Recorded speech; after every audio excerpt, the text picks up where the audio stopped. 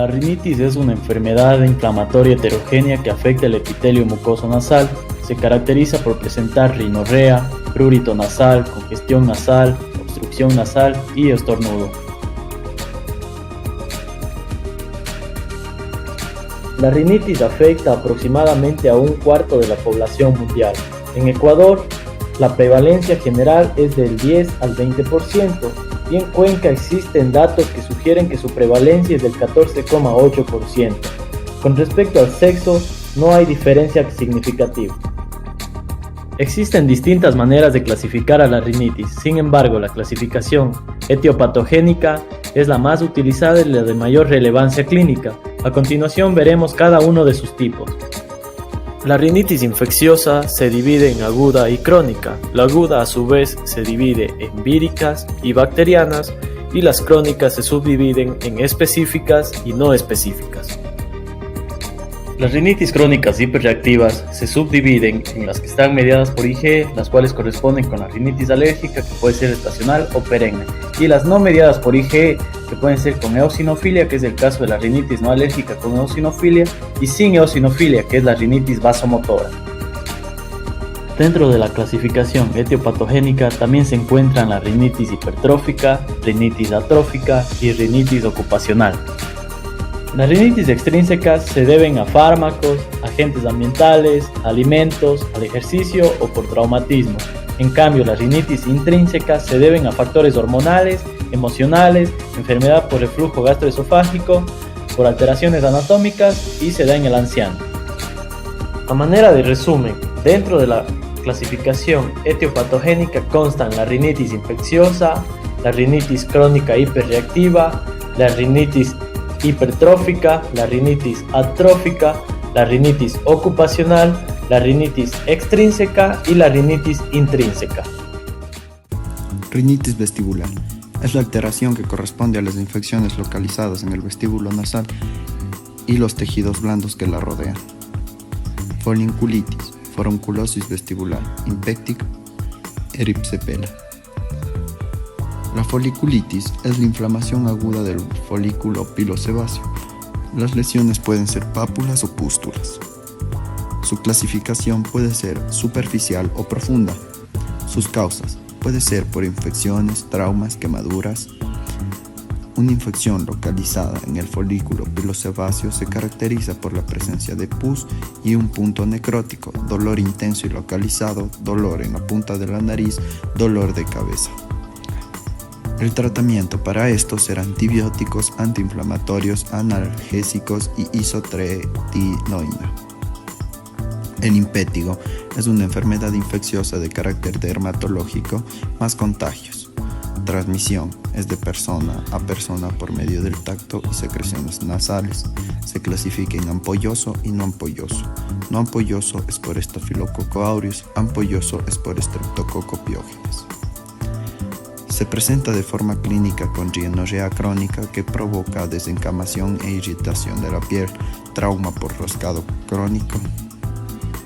El tipo de impétigo asociado a la otorrinolaringología es del tipo ampolloso, pues este es de presentación leve y localizada y se caracteriza por piel escaldada en la zona vestibular.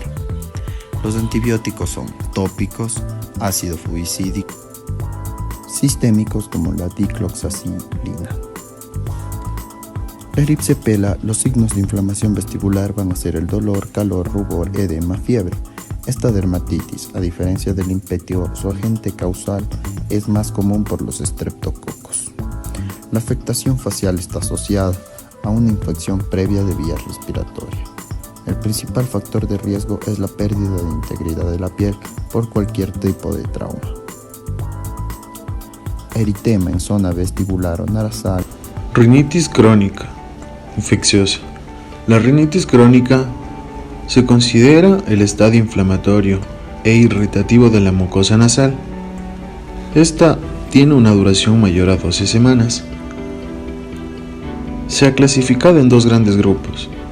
El primero, que son las rinitis crónicas no específicas, y el segundo, rinitis crónicas específicas. Dentro de las rinitis crónicas no específicas tenemos la primera entidad, la rinitis crónica simple. La etiología. Esta suele estar desencadenada por factores favorecedores a una infección viral o bacteriana que provoquen una reagudización y que manifiesten una inflamación constante de la mucosa, los mismos que pueden ser anatómicos como desviaciones septales, crestas, hipertrofia adenoide en niños, infecciones de la vecindad como por ejemplo la sinusitis, adenoides, amigdalitis crónica. Además, rinitis vasomotoras.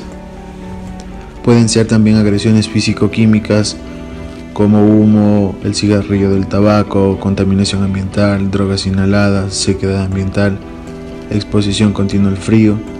Tenemos también la parte hormonal que se presenta durante el embarazo o en la menstruación, enfermedades sistémicas como metabólicas o cardiopatías y finalmente el uso de medicamentos como lo que son los vasoconstrictores.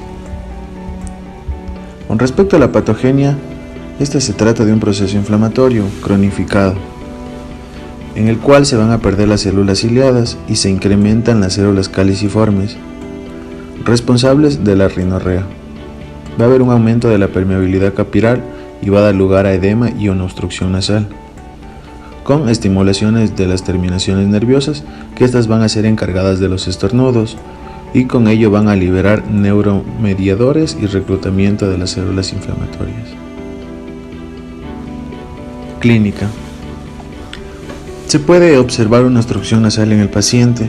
Inicialmente puede ser alternante o basculante, siendo después constante y bilateral. Una rinorrea mucosa espesa. Además puede haber anosmia, rinolalia cerrada, epífora y cefalea.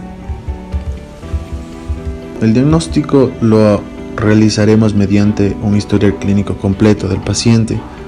En la exploración física vamos a ver si existe o no secreción mucosa. Esta puede ser a su vez densa sobre el tabique y los cornetes inferiores. Puede haber una mucosa hiperémica. En el caso de una infección activa o pálida, además se suma el edema con el aumento del volumen de los cornetes, más intenso a nivel del cornete inferior y un estrechamiento de la luz nasal. Además, se puede tomar cultivo de las secreciones nasales y acompañados de una biopsia. En el tratamiento vamos a corregir los factores predisponentes. Además, vamos a hacer lavados nasales con soluciones ligeramente alcalinas y una limpieza sistémica de las secreciones. Podemos asociar vasoconstrictores nasales durante cortos periodos de tiempo, antihistamínicos, mucolíticos, y la antibiótico terapia está reservada para sobreinfecciones o infecciones en estructuras adyacentes. Rinitis crónicas infecciosas específicas. Dentro de este grupo tenemos las siguientes entidades patológicas. Primero, tenemos a la sífilis. Si bien la sífilis es una enfermedad de transmisión sexual y esta está producida por una bacteria gram negativa denominada treponema pálido, tiene un origen congénito y otro adquirido. Por un lado, la sífilis congénita es una variante a la consecuencia de una transmisión vertical, es decir, de madre a hijo. Esta transmisión se da durante el primer trimestre del embarazo, con lo cual es muy importante porque aquí va a haber afecciones de la formación del niño, es decir, durante el periodo de embriogénesis. Es importante en el área de otorrinolaringología debido a las siguientes malformaciones que pueden tener los neonatos, como puede ser una coriza sifilítica, que es la fase inicial, una tríada de Hutchinson, que es una fase tardía. Además puede tener una queratitis intersticial, una hipoacusia neurosensorial, alteraciones de las piezas dentarias, una pirámide nasal deforme. Por otro lado, tenemos a la sífilis adquirida. Esta se caracteriza por presentar una evolución progresiva y a continuación vamos a citar las tres fases que presenta. Dentro de la sífilis primaria, que esta va a darse durante las 3 a las 6 semanas, se va a caracterizar por la presencia de un chancro duro. Este va a ser sin dolor y el diagnóstico lo vamos a realizar mediante PCR y inmunoglobulina M. Además se puede solicitar pruebas treponémicas específicas. El tratamiento consistirá en una dosis única de penicilina benzatínica 2.4 millones intramuscular. La segunda fase o sífilis secundaria, el paciente va a presentar un dolor muscular, puede haber adenopatías, faringitis, lesiones mucocutáneas, palmoplantar, además pueden haber placas elevadas a nivel de la cavidad nasal. Otro dato importante es que en el estudio vamos a encontrar una rinitis persistente que se acompañará de una alza térmica. El diagnóstico lo realizaremos mediante estudios de serología, es decir, PCR. Además se puede complementar con pruebas treponémicas y el tratamiento consiste en administrar penicilina G benzatínica 2.4 millones, intramuscular una sola dosis.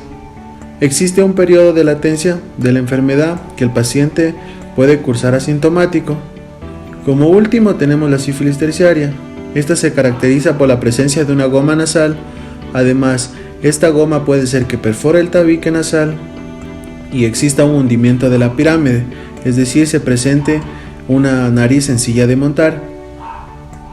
Además, el paciente puede presentar abundante secreción nasal y formación de costras. El diagnóstico va a ser mediante PCR e inmunoglobulinas G y el tratamiento consiste en administrar penicilina G sódica a una dosis de 3 a 4 millones intravenosa cada 4 horas durante 14 días. Es importante que la cirugía va a estar indicada en caso de que exista alguna deformidad de la pirámide o del tabique nasal. En pacientes que sean alérgicos a la penicilina se pueden utilizar macrólidos. La difteria es otra variante que vamos a encontrar en las rinitis crónicas específicas.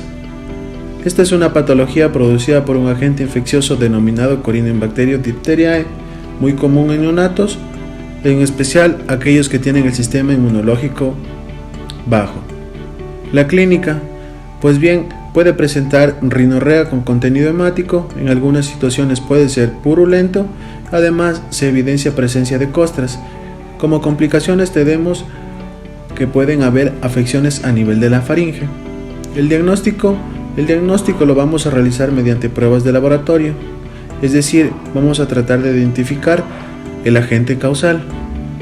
El tratamiento, el manejo va a ser hospitalario, por lo cual se prescribirá antibiótico terapia de amplio espectro. Además, como profilaxis tenemos una vacuna contra la difteria. Esta de aquí se colocará al año de edad y un refuerzo a los 5 años de edad. Rinitis crónica tuberculosa. La rinitis crónica tuberculosa está producida por la diseminación de la Mycobacterium tuberculosis, es decir, va desde un foco pulmonar o por un contacto directo con un material contaminado.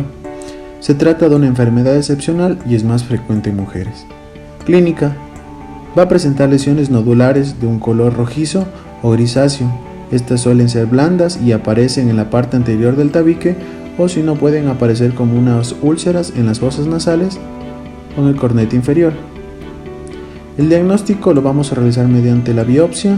Además se debe realizar el cultivo en medio de Lewinstein que requiere de 4 a 6 semanas para hacerse positivo y en la actualidad tenemos el PCR que nos permite establecer el diagnóstico de forma precoz. Importante investigar si existen lesiones pulmonares. El tratamiento consiste en la administración de los siguientes fármacos: rifampicina, isoniazida, piracinamida y etambutol. La dosificación va a ser acorde a la edad del paciente. Lepra. La lepra es una enfermedad infecciosa de larga data, cursa con un periodo prolongado y se presenta de forma severa. Esta está producida por el bacilo Mycobacterium leprae o también denominado bacilo de Hansen. El mecanismo de transmisión es por contacto directo, es decir, por pacientes que presenten la patología. Es importante mencionar que hoy en día a nivel global la incidencia es baja. Clínica, pues se va a evidenciar una coriza a nivel del tabique nasal y esto se va a justificar por el largo periodo que va a permanecer aquí el bacilo. Es importante también citar que pueden haber la presencia de úlceras que esto nos lleven a un daño del tabique y una deformidad del pirámide nasal. El diagnóstico lo vamos a realizar mediante el historial clínico completo del paciente, la baciloscopía y estudios histopatológicos. Tratamiento. Se recomienda en esta patología administrar antibióticos, principalmente lo que es la dapsona o la rifampicina, que tiene muy buena respuesta. Rinoscleroma. El rinoscleroma es una enfermedad crónica inflamatoria que va a afectar la mucosa de la cavidad nasal. Aquí se podrán evidenciar la formación de granulomas. Además, esta puede llegar a diseminarse a estructuras vecinas como lo que es la faringe, laringe, tráquea, incluso llegar a los bronquios. El rinoscleroma va a presentarse mucho en pacientes inmunodeprimidos. El agente causal de esta patología se denomina Klebsiella rinoscleromática. Afecta principalmente a personas que estén entre los 16 y 42 años de edad. Clínica. Rinoscleroma. Se caracteriza por la presencia de 4 estadios. Estadio primario o catarral. Aquí el paciente puede presentar una rinorrea purulenta o mal olor. El segundo estadio atrófico, presencia de costras, por lo cual va a haber una obstrucción nasal. Tercer estadio granulomatoso, presencia de nódulos, que puede haber afección o no de la vía aérea superior. Además se puede acompañar de epistaxis o un daño del cartílago nasal. Estadio fibrótico o último estadio es la presencia de tejido cicatrizal y va a haber un cambio del epitelio. Además van a haber alteraciones en la lámina propia que puede llevar a una estenosis. El diagnóstico lo vamos a realizar mediante el examen físico, en el cual se podrá observar un eritema, presencia de costras a nivel de la cavidad nasal, nódulos en cuerdas vocales, lesiones ulcerativas y zonas de necrosis. Algo importante de esta enfermedad es que tiene datos importantes al momento de realizar estudios histopatológicos. Vamos a encontrar 2 signos patognomónicos, el primero que es las células de Mikulicz y los cuerpos de Roche. Tratamiento. El tratamiento del rinoscleroma debe ser multidisciplinario, por lo tanto, aquí van a intervenir otorrinolaringólogos, infectólogos, cirujanos y dermatólogos, con el fin de realizar un abordaje correcto. A continuación, vamos a hablar sobre la rinitis alérgica. Se define como una patología mediada por inflamación de la mucosa nasal a través de la inmunoglobulina E, también conocida como IgE, y que es subsiguiente a la vulnerabilidad de un alergeno caracterizado por poseer 4 síntomas representantes o cardinales, como es el prurito, la rinorrea, estornudos, fosas nasales no permeables u obstruidas. Dentro de la epidemiología, la rinitis alérgica es el 10º motivo de consulta en atención médica y representa más en los niños, sobre todo en la infancia, en personas con antecedentes familiar de asma, la cual presentarán de manera prematura los signos y síntomas de la rinitis alérgica. Pacientes con diagnóstico de asma, antecedente de alergenos como polvo, polen, alimentos, etc. Más común en varones que en mujeres en relación de 2 a 1 y oscila con mayor intensidad entre los 7 a 16 años de edad y va cediendo con la edad. En la clasificación hablamos según el tiempo y puede ser intermitente y persistente. Hablamos de intermitente cuando el paciente posee menos de 4 signos y síntomas de la rinitis alérgica a la semana y persistente cuando es mayor a 4. La ubicación puede ser local y sistémica. Hablamos de local cuando se ubica o se localiza en la nariz y sistémica cuando ya la enfermedad se ha ido a un órgano diana. Hablamos de una rinitis ocupacional que puede ser tanto alérgica como no alérgica.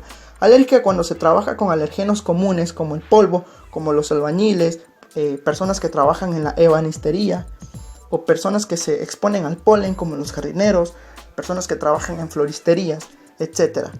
Y no alérgica, si bien no posee un antecedente alérgico, por la duración de la exposición provoca irritación, dando como resultado la clínica del paciente. Se ven personas que trabajan con las siguientes sustancias como gasolinas, antisépticos, detergentes, aerosoles irritativos. En estos pacientes no poseen alergia, pero el tiempo de exposición hace que tengan irritabilidad. Y farmacológica, depende del tipo de fármaco, ya sea que puede ser por un efecto adverso del fármaco o puede ser alérgico al fármaco. Dentro de los más comunes tenemos los antidepresivos, los antihipertensivos y los anticonceptivos. Bien, ahora vamos a hablar sobre la etiopatogenia y vamos a describir 2 conceptos, que es la sensibilización y la reacción alérgica. Una vez que el alergeno entra, se le denomina como antígeno, el cual será presentado al linfocito TCD4 el cual se lo considera como virgen, también conocido como TH0 o T helper 0, ya que hasta el momento se le ha presentado un antígeno de esas características. La interleuquina 4 diferencia el TH0 o T helper 0 y lo transforma a TH2 con el fin de producir la inmunoglobulina E, la cual será representativa para los linfocitos B. En otras palabras, el linfocito T recepta y reconoce al antígeno por medio de la célula B, pero es necesario que el linfocito sea otra vez estimulado para producir IgE. Esta inmunoglobulina E se va a pegar como un anticuerpo en la membrana de los mastocitos para así poder esperar a la nueva estimulación. Cuando hablamos de una reacción alérgica, en el momento que sucede el segundo contacto con el antígeno, es decir, con el alergeno, los anticuerpos de la inmunoglobulina E se unen al mismo, generando una estimulación celular, sobre todo de mastocitos y basófilos, los cuales son mediadores de la inflamación y van a liberar histamina, provocando el cuadro alérgico. Ahora vamos a hablar sobre las manifestaciones clínicas e inmunidad adaptativa de la rinitis alérgica. Existen dos tipos de fases, una fase inicial y una fase tardía. La fase inicial aparece dentro de las 2 y 3 horas de haber sucedido el contacto y la inmunoglobulina E estimula a las células de la inflamación y a su vez que las estimula, también estimula las fibras nerviosas sensoriales amielínicas tipo C y da como resultado el estornudo y comezón, también conocido como prurito. De igual manera, provoca vasodilatación y permeabiliza los capilares, aumentando la secreción de moco. Se dice que aquí tiene una acción colinérgica y predomina el parasimpático. En la fase tardía, da su inicio a partir de las 4 a 6 horas de contacto con el alergeno.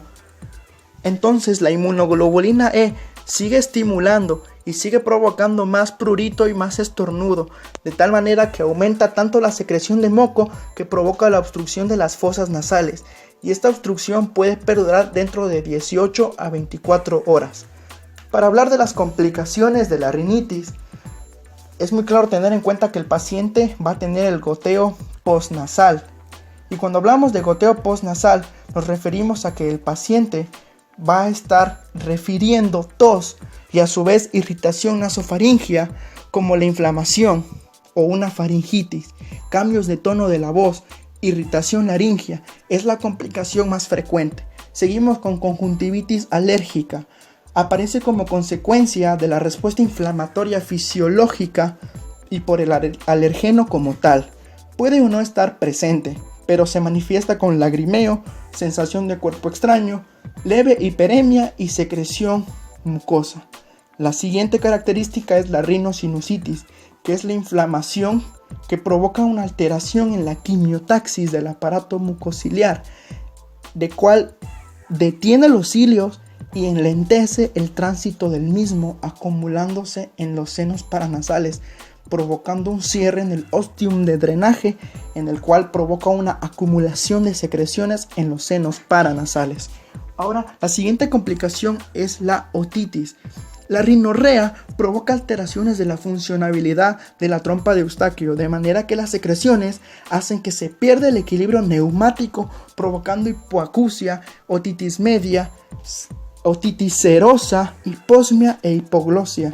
Cabe recalcar que en los niños la mucosa nasal puede poseer laceraciones, excoriaciones, ya que los niños se andan tocando, se andan manoseando las narinas, la mucosa. Entonces tenemos una nariz eritematosa, los niños pueden tener respiración bucal, ojeras alérgicas. A continuación, vamos a hablar sobre el diagnóstico. Y primero tenemos que tomar en cuenta la anamnesis. Se debe anotar los datos más relevantes del interrogatorio, como el antecedente familiar de alergias, antecedente familiar de asma, etc. Además de las características de las manifestaciones clínicas, como el tiempo, la intensidad, el horario, la posición, irradiación, etc. Se debe buscar los factores desencadenantes como la exposición relacionada al polvo, polen, mascotas, alimentos, aerosoles, exposición laboral, vivienda y fármacos. El segundo punto es el examen físico. Se realiza la inspección, la palpación de la estructura nasal y los senos paranasales. Si el paciente presenta una sintomatología sistémica, se revisará de igual manera. Y lo hacemos mediante dos formas, la rinoscopía anterior y una endoscopía nasal, de tal manera que podemos evidenciar el repliegue transversal en el tercio inferior de la nariz. El pricking test es un test que se utiliza para mostrar la sensibilidad que tiene una persona ante un alergeno. Muchas bibliografías hablan que es la prueba gold estándar para el diagnóstico de una rinitis alérgica, pero en sí solo muestra la sensibilidad de que una persona o un paciente tiene ante un alergeno. Vamos a hablar del tratamiento. El tratamiento se divide en no farmacológico y farmacológico.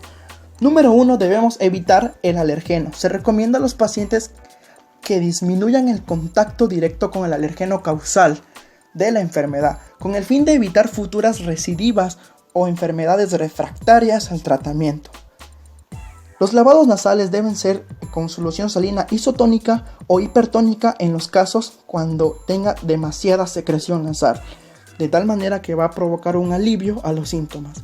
Y con respecto al tratamiento farmacológico, la primera línea son los antihistamínicos y podemos utilizar la cetiricina 10 mg vía oral, tomar un comprimido cada 24 horas por 10 días. Se sugiere que se lo haga en la noche antes de ir a dormir. Número 2, los corticoides, la fluticasona en spray nasal, aplicar un splash en cada fosa nasal cada 12 horas por 15 días. 3, los antileucotrienos, el Montelukast, 10 mg vía oral cada 24 horas por 10 días en la noche. Se puede sumar y se puede potenciar para aliviar los síntomas junto con los antihistamínicos. En caso de que sea un niño, la dosis es de 5 mg vía oral. Número 4, descongestionantes como la pseudoefedrina, 5 mg vía oral por 5 días. No se debe exceder más de 5 días ya que puede provocar arritmias y efectos adversos. Número 5. Anticolinérgicos como el bromuro de ipatropio a 0,06 gramos. Hacemos 2 inhalaciones en cada fosa nasal 3 veces al día por 10 a 15 días. Y por último, la inmunoterapia. La inmunoterapia está indicada en pacientes que tienen riesgo de tener asma a futuro, ya que la inmunoterapia va a provocar una desensibilización al paciente, aumentando el sistema inmunológico, aumentando sus defensas, de tal manera que se pueda prevenir crisis asmáticas, crisis alérgicas, recidivas y enfermedades refractarias al tratamiento. Rinitis vasomotora. Definición.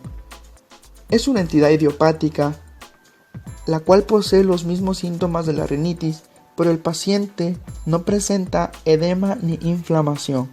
También se la conoce como una hiperactividad nasal que no es específica, que es idiopática y que tiene predominio colinérgico, un predominio parasimpático. En la clasificación, es una rinitis de tipo intrínseco, no inflamatorio, como ya se mencionó. Significa que se desarrolla de manera propia y no existe un factor desencadenante externo. En la epidemiología, aparece en edades medias de la vida y como ya se va mencionando, las manifestaciones clínicas son muy parecidas. Posee una hiperfunción colinérgica que es predominante en el 95% de los casos. Se relaciona a cambios climáticos en relación a la temperatura, que aparece de manera inesperada e intensa. También a corrientes de aire, a procesos hormonales como el hipotiroidismo, el embarazo y a la toma de fármacos como los anticonceptivos orales. La etiología. Aquí existe un desorden en el sistema nervioso autónomo, sobre todo en el simpático y parasimpático, la cual va a alterar el ciclo nasal, provocando un predominio colinérgico o parasimpático. En la etiopatogenia, el sistema nervioso autónomo está mediado por el neurotransmisor acetilcolina, la cual estimula a los neuropéptidos BIP y la sustancia P, de manera que el ciclo nasal se va a encontrar alterado, provocando una respuesta parasimpática o colinérgica, dando respuestas vasodilatadoras. Las manifestaciones clínicas, como ya se menciona, poseen la misma clínica de una rinitis, pero no posee inflamación o edema. Es importante recalcar que el paciente no posee un antecedente de alergia, asma, rinitis alérgica, etc. No posee factores desencadenantes y aparece de la nada. Dentro de los antecedentes relevantes son los traumas de nariz, antecedente quirúrgico nasal y un trastorno neurovegetativo. Como se mencionó, las manifestaciones clínicas son tos, estornudo, obstrucción nasal, rinorrea, pero no existe edema ni inflamación. Para el diagnóstico, la anamnesis se debe hacer un interrogatorio exhaustivo, descartando alergias, antecedentes familiares de asma, factores desencadenantes ya sea de tipo ambiental, laboral, climático, ocupacional, estacional, etc. También se debe preguntar sobre antecedentes quirúrgicos nasales y trauma. En el examen físico encontraremos rinorrea, obstrucción que va de leve a moderado, prurito, no se evidencia inflamación o edema, y se puede valorar mediante la rinoscopía anterior y la endoscopía nasal. Para el tratamiento es importante la administración de corticoides nasales. La fluticasona se utiliza en cada fosa nasal 2 veces al día, ya sea en la mañana y la noche por 10 a 15 días, y su efecto inicia a las 24 horas de haber usado el spray. El anticolinérgico, como ya se mencionó, esta posee manifestaciones colinérgicas, así que el tratamiento será un anticolinérgico, como el bromuro de ipatropio, 0,06 gramos en 100 ml, 2 inhalaciones en cada fosa nasal, 3 veces al día por 10 a 15 días. Cuando los síntomas persisten y es refractario al tratamiento, se opta por una neurectomía, sobre todo del nervio vidiano. A continuación vamos a dar una pequeña revisión sobre la rinitis intrínseca. Primero vamos a ver la definición. La rinitis intrínseca es una forma clínica de rinitis crónica hiperreactiva, no infecciosa y no mediada por la IgE, y con presencia de eosinofilia nasal. También es denominada rinitis no alérgica o con eosinofilia, o sus siglas en inglés NARES. Se la llama intrínseca por la semejanza que tiene con el asma intrínseca. Algunos científicos la consideran como una fase inicial de una poliposis nasal. La etiología de la rinitis intrínseca es desconocida, pero como ya se nombró anteriormente, es el inicio de una poliposis nasal. Al examen citológico de las secreciones nasales se evidencia una gran cantidad de eosinófilos, lo cual parece indicar su papel fisiopatológico en la enfermedad. La clínica. Comúnmente son los pacientes que se presentan a la consulta con una obstrucción nasal, rinorrea y estornudos permanentes, además de presentarse exacerbaciones episódicas. Es muy común que en estos pacientes la hiposmia, la cual también nos ayuda a hacer un diagnóstico diferencial con otras rinitis hiperreactivas. El diagnóstico se basa en la clínica más un examen citológico de las secreciones nasales, el cual debe demostrar una eosinofilia, y las pruebas alérgicas específicas son generalmente innecesarias. Como podemos observar en el cuadro, aquí nos dice las características clínicas de presentación de la rinitis intrínseca. Primero tenemos de la edad de inicio.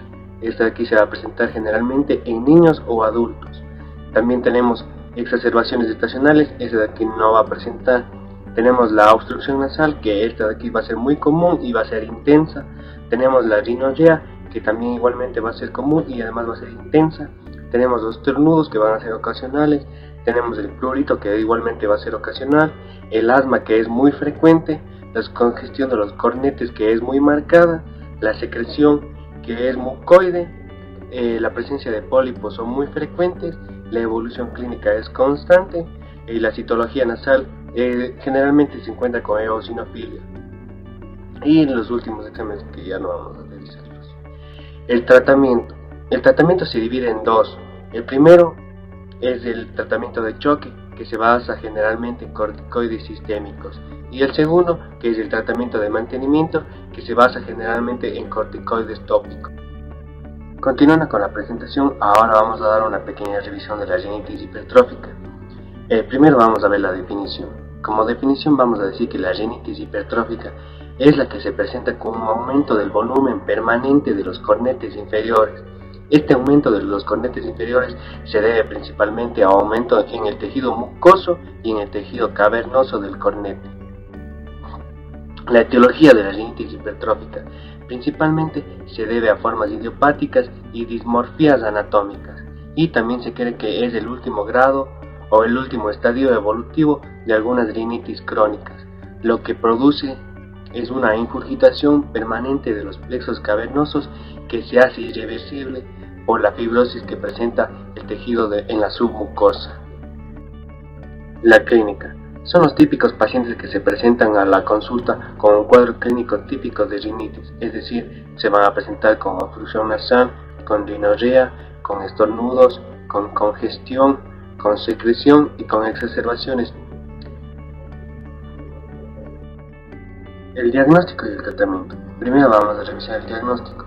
Este se basa en la rinoscopía y en la endoscopía. Esta nos revela la ingurgitación sanguínea de los cornetes inferiores. Estos se van a observar claramente con un color rojo vinoso, muy similar a la rinitis vasomotora.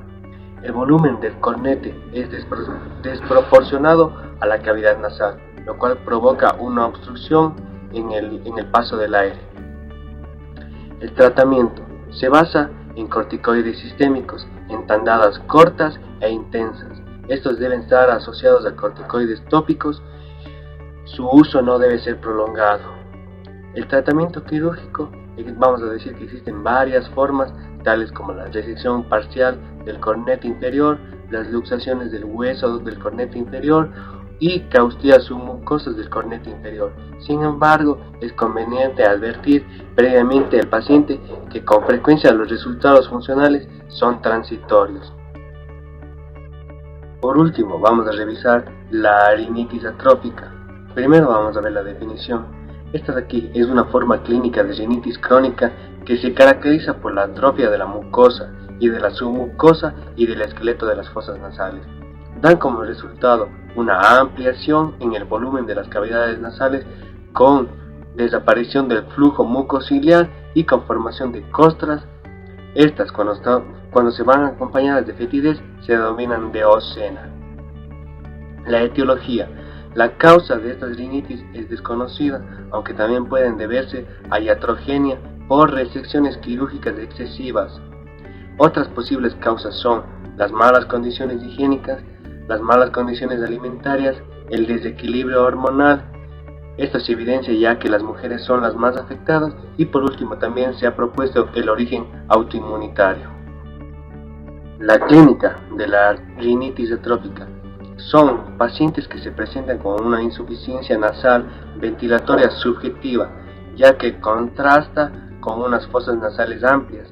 Estos pacientes en realidad tienen un espacio de sobra en la cavidad nasal para respirar, pero lo que experimentan es una falta de percepción de estar respirando a través de la nariz debido a la falta de sensación de presión que es ejercida por la corriente de aire contra las paredes de la cavidad nasal, ya que ésta se encuentra con una gran amplitud.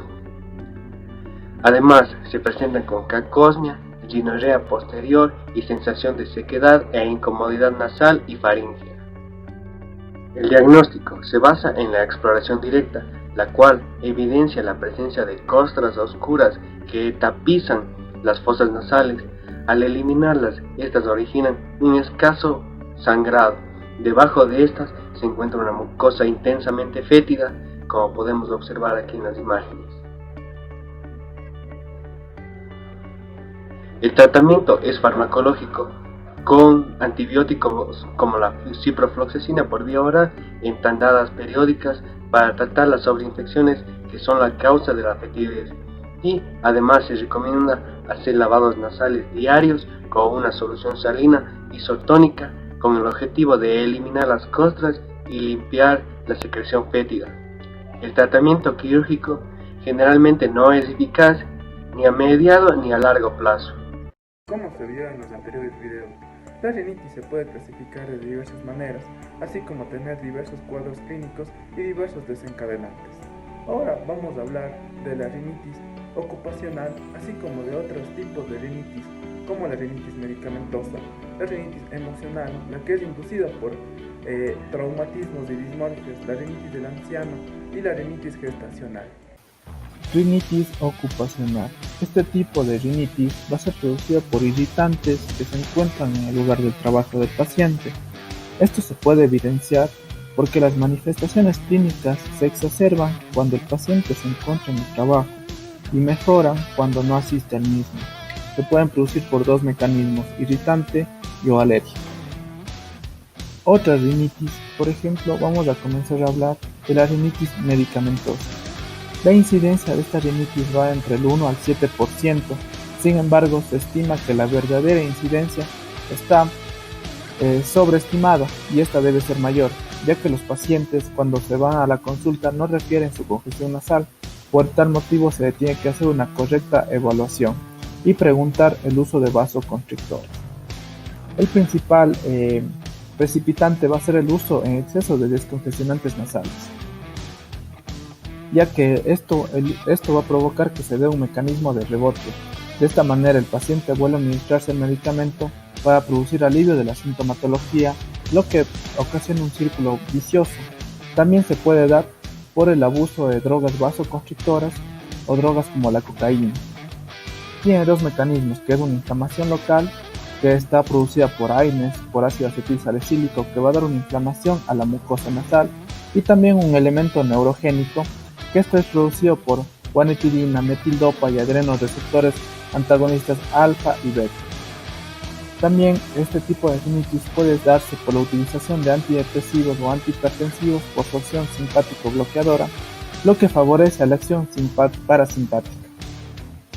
El diagnóstico se lo hace por mediante una anamnesis adecuada, así como en el examen físico se puede evidenciar una inflamación nasal y una obstrucción crónica. El tratamiento es la retirada del medicamento que está causando este tipo de rinitis y se administra esteroides nasales tópicos con el objetivo de disminuir las manifestaciones clínicas del paciente.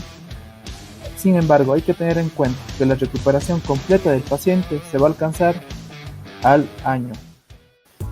Rinitis emocional. Se da por el estrés y excitación, también es conocida como rinitis de la luna de miel. Rinitis gustatoria. Es una condición que se da de manera episódica y se caracteriza con rinorrea acuosa que se va a desencadenar por comidas calientes o que tengan especias. Este se puede dar como un reflejo vagal a distintos o determinados alimentos.